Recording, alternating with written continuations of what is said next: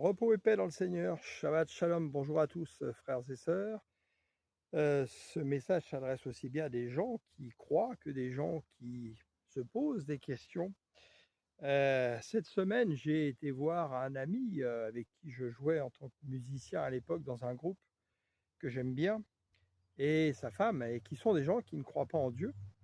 Et donc on s'était un peu éloigné d'ailleurs à cause de ça. Puis bon, je suis retourné les voir, donc on a passé un moment sympathique. Et alors que je leur parlais de choses du Seigneur, ils avaient du mal et tout. Et quand j'ai commencé à leur parler justement de ce qui attend chaque personne qui n'aura pas mis sa confiance en l'Éternel et compris que Dieu est notre source, il est notre Père, on va en reparler, celui qui nous a créés, et qu'à la fin, justement, eh bien, il y a un jugement qui nous attend, et que bah, à la fin, ceux qui n'auront pas été au Père par le Christ vivront justement la damnation de leur âme et des souffrances éternelles.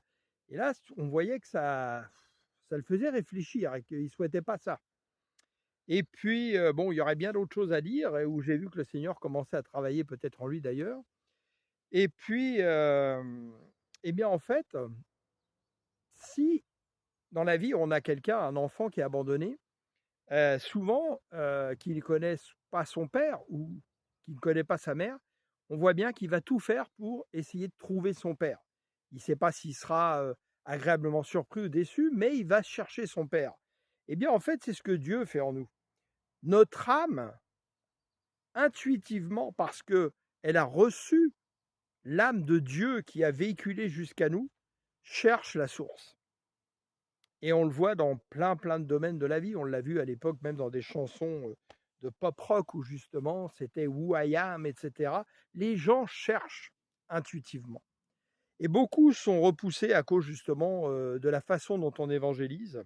Et là, dans le livre L'évangélisation de l'Église primitive, qui étudie selon les origines justement comment faisait l'Église primitive, l'Église primitive prêchait sans arrêt la croix, un message christocentrique, le Christ, le Christ, le Christ, le Christ, ce que nous a demandé le Christ, là où il est question de moi, et l'eschatologie, justement, la fin des temps avec le jugement.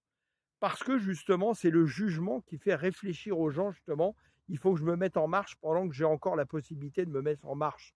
Et donc aujourd'hui, vous voyez bien que dans les églises, on ne prêche quasiment plus l'eschatologie, et avec les conséquences du jugement.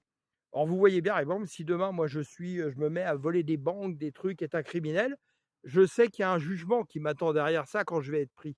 Et bien ce jugement, ça doit nous faire réfléchir pour ne pas perdre notre temps pendant qu'on est en vie. Alléluia, amen.